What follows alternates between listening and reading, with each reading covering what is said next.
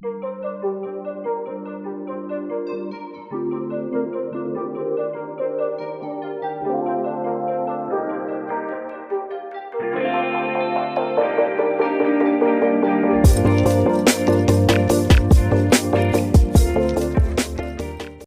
everyone, welcome to our second episode of the Growth Conversation podcast.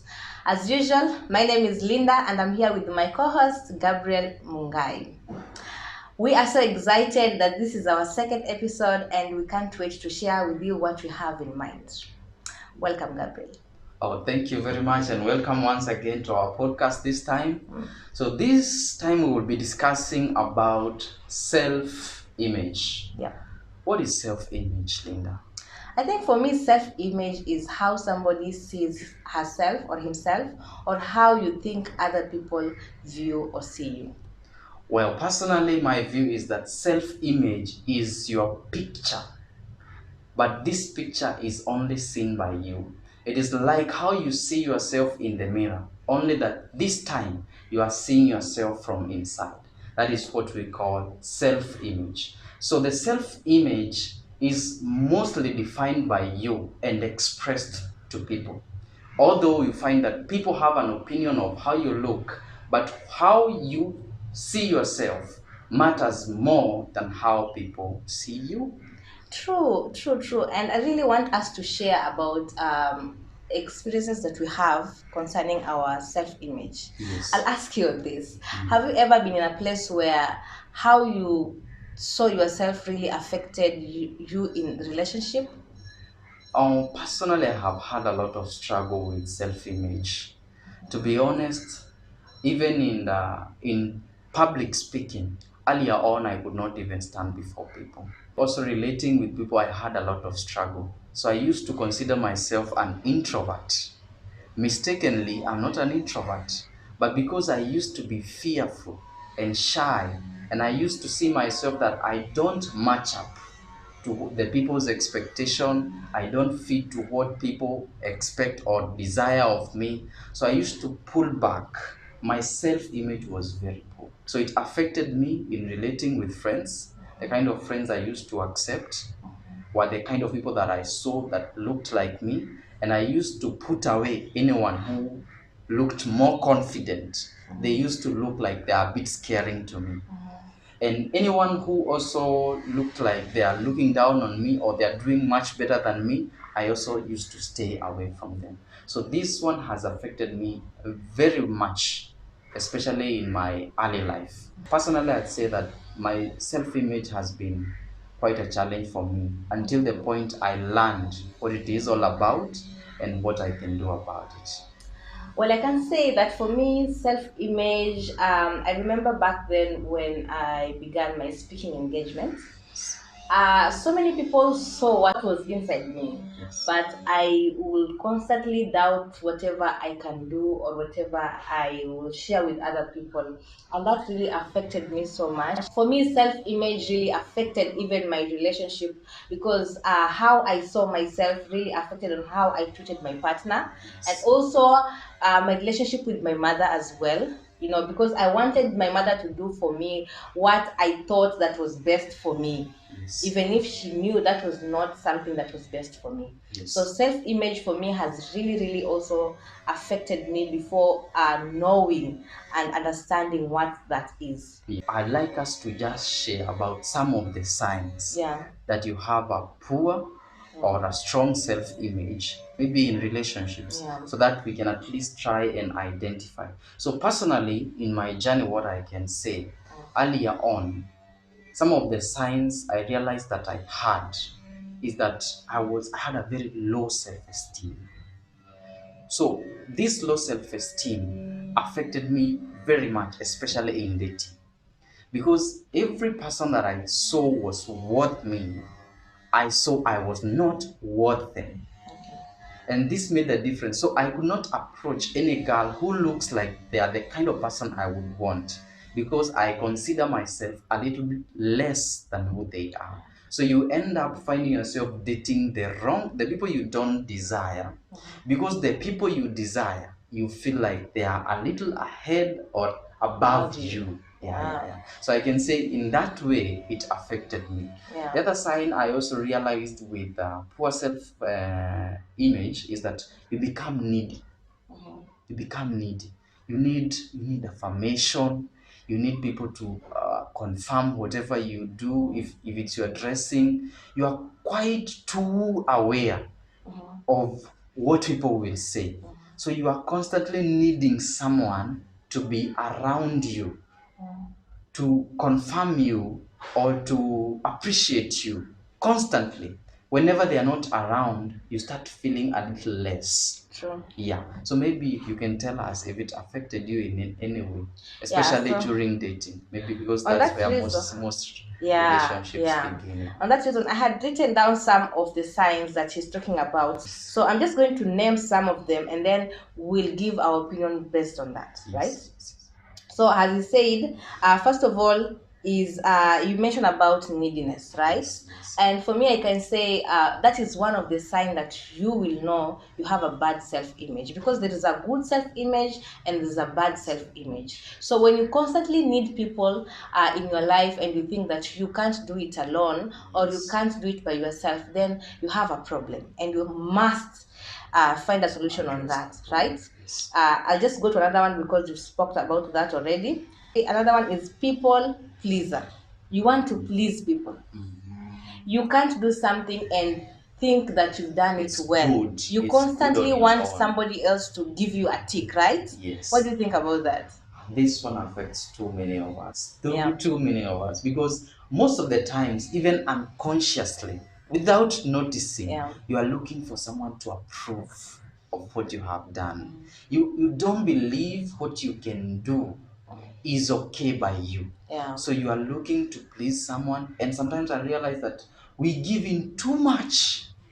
Too much. I've watched people, some of my friends, giving way more than they should, Yeah. just to please someone. Yeah. They go in way too far Yeah. than they should, just to please someone. Somebody. So this is a big challenge. Yeah, and I think it's a big challenge. Most of us in Africa, let me say in Kenyan homes, yeah, we are brought up, especially our generation, being beaten all the time.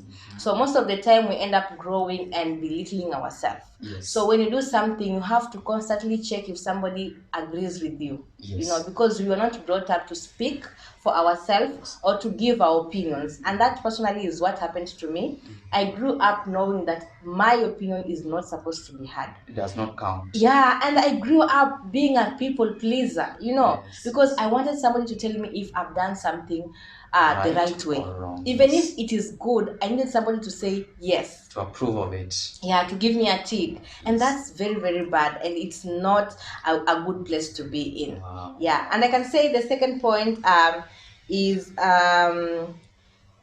having jealousy or insecurity. Yes.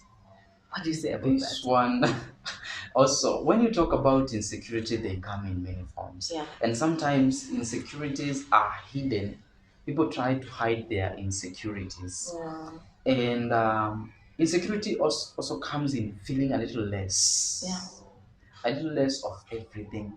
And you look at yourself, maybe you compare your dress with the other person, Yeah. and you feel mine is not up to that point. And you listen, maybe especially us in the content creation, you realize that true. what you're talking about, maybe Linda is doing better, and you are somehow insecure of that which you have. You are also insecure maybe of how you look. You are insecure of many things anyway. Even your work, you become insecure in many aspects. And this affects even old people. Yeah. It affects so many people. And when you go to our homes, now that's where it's getting great.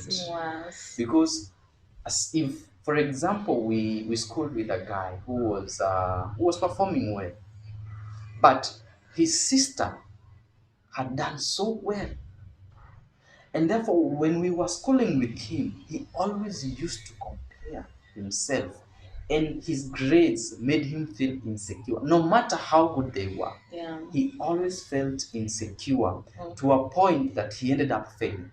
So this is is all over. Yeah. It's all over. Insecurity is very much, Yeah. very much. Even at our workplace, Mm. it's very much. Yeah, self-image, saying that it brings about insecurity is because once you stop seeing yourself as somebody who really matters, then nothing matters. Nothing You know, matters. nothing matters. I'll just give an example of how that really affected me back then when I didn't know myself better, when I didn't understand who I was.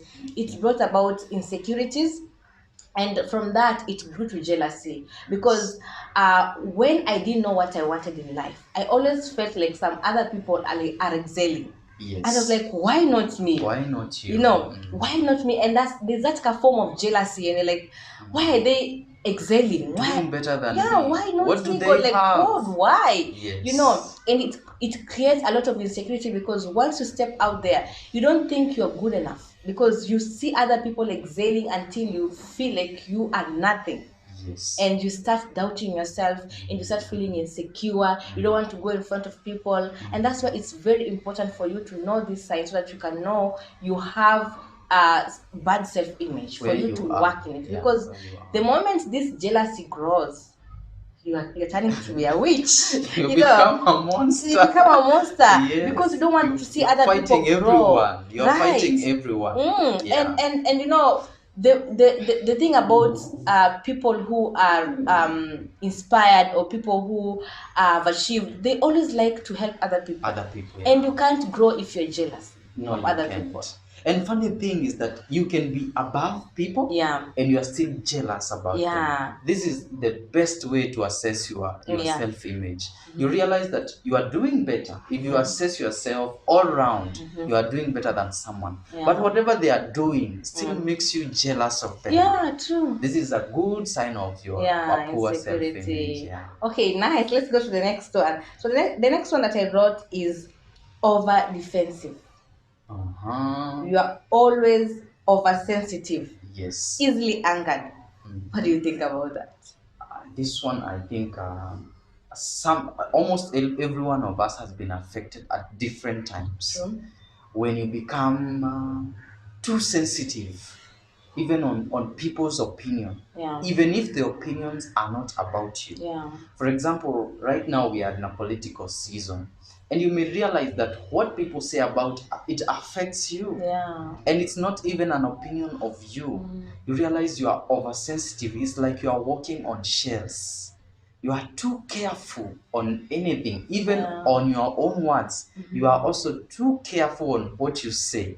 Sometimes you're not saying anything bad, but it's like you're walking on eggshells. Every time you have to take care of what you say, how you say it, when you say it.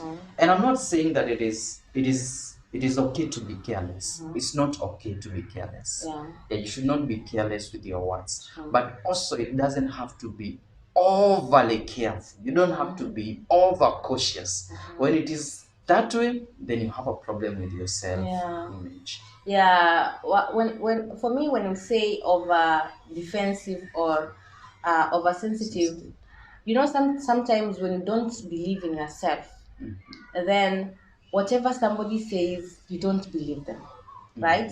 And because you're oversensitive, you're overprotective of yourself. Of yourself, yes. Right? Yeah. So somebody might be saying something innocently, like, Gabriel, you're supposed to work on yourself.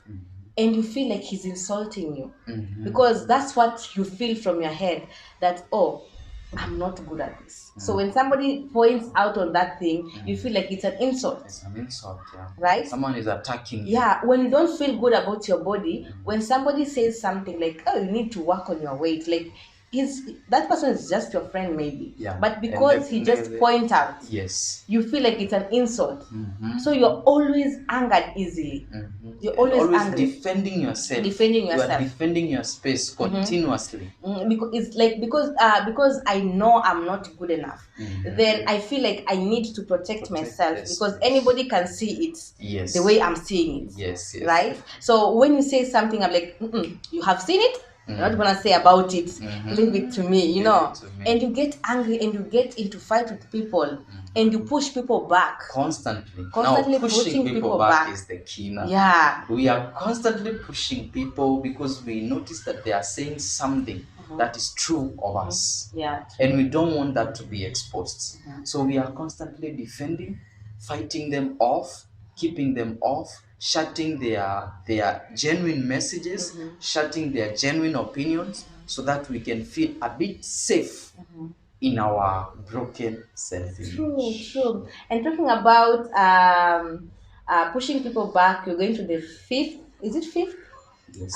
And that one is poor relationship with people. Ultimately, now if you if you are pushing people back, if you are over defensive, Yeah. if you are oversensitive, yeah, you are not aware of the things you are doing or you are saying, you are overcautious with your word, you eventually find that you start lacking authenticity.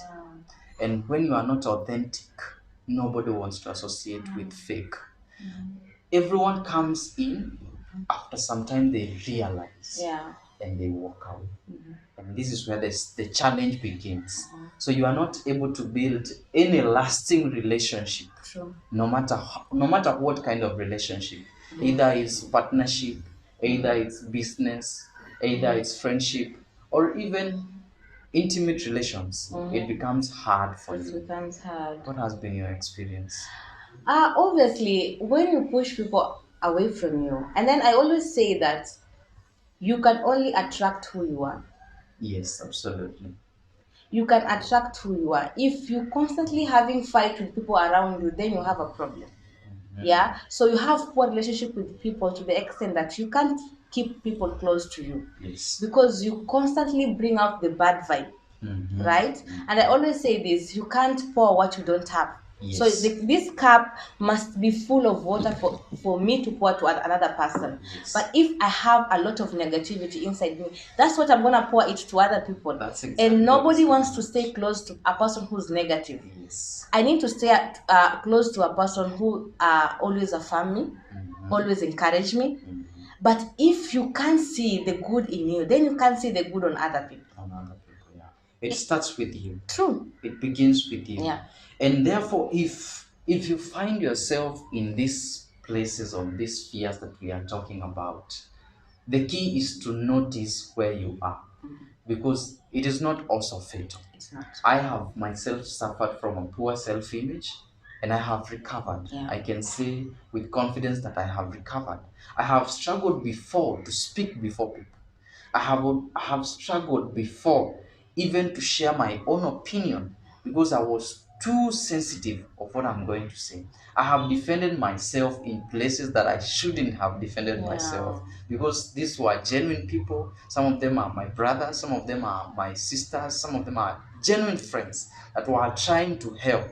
And I was over defensive and I put them off. And I cannot have those friends today, even if I wanted, because those relationships were destroyed at that time. But if you identify yourself, then there are solutions. Yeah, true. What do you think is the first solution, Nate?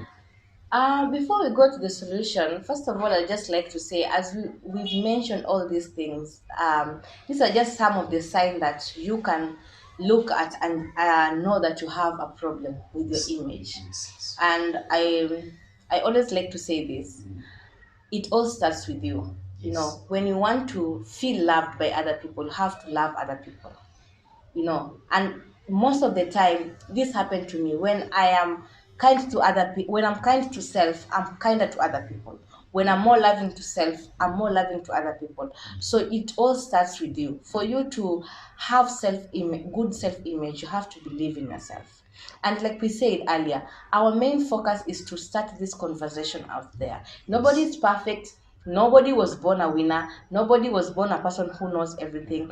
But the thing is to identify that this is some of the things that are disturbing me, and where should I start it? So some of the things that you're supposed to do for you to start building your self-image. First of all, I'll talk about to respect yourself. First of all, Yes. to respect yourself.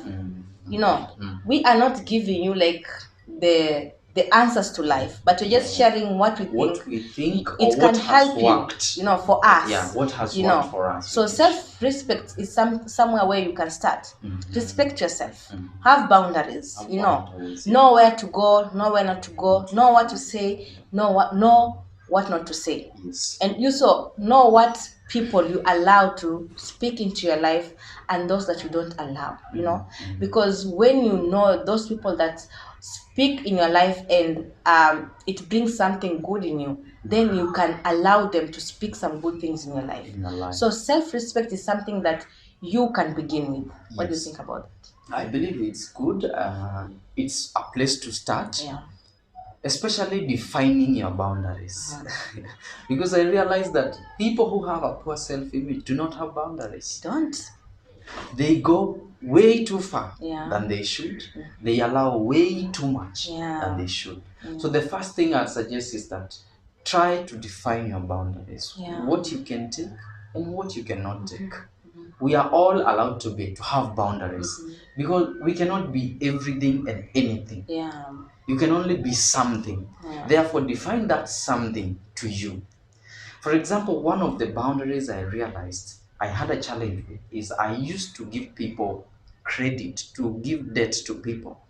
Even when I had none, I would still give because I'm trying to please someone. So sometimes I myself need the money, but because Linda asks for the money and I want to please her, I give her the money.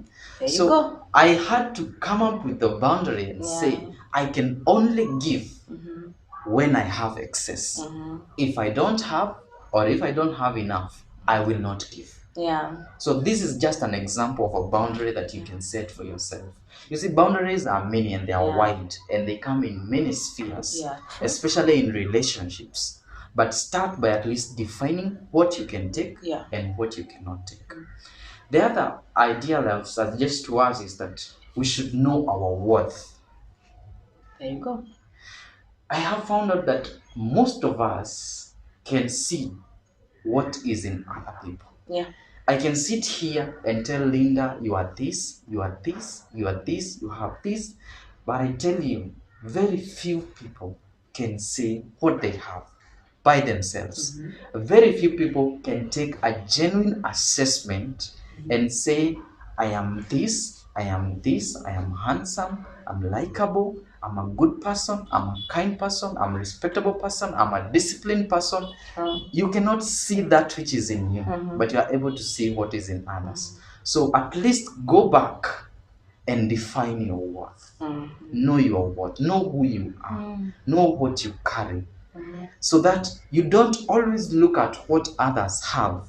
You can also look at what you yourself have. True. Yes. True. You have to know that you're worthy. Everybody is worthy. You're worthy Everyone of everything has and anything that you want. Yes. Everybody is worthy of everything that they want. As long as you put your mind on it, you can get it. Yeah. And you knowing that you're worthy, you'll be able to know yourself, to identify yourself.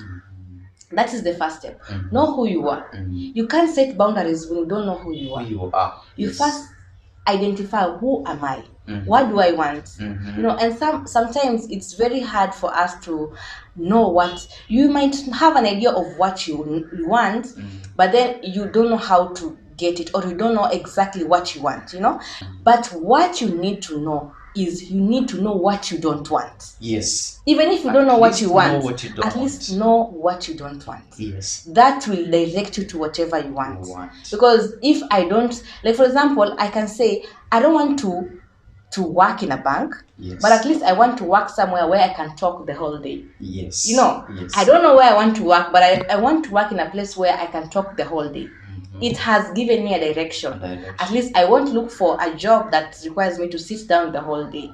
So at least find out what you want, who you are, before you start setting boundaries. Otherwise, you start shooting the wrong shots. The wrong shots. Yes, that's true. Yeah. Identity is key. Identity is key, and you ought to have a solid identity. Yeah. Know who you are, know where you come from, and know what you want what you want to do in this life. Yeah, because it is very hard to tell people to follow you if you're not aware of where you're headed. Yeah.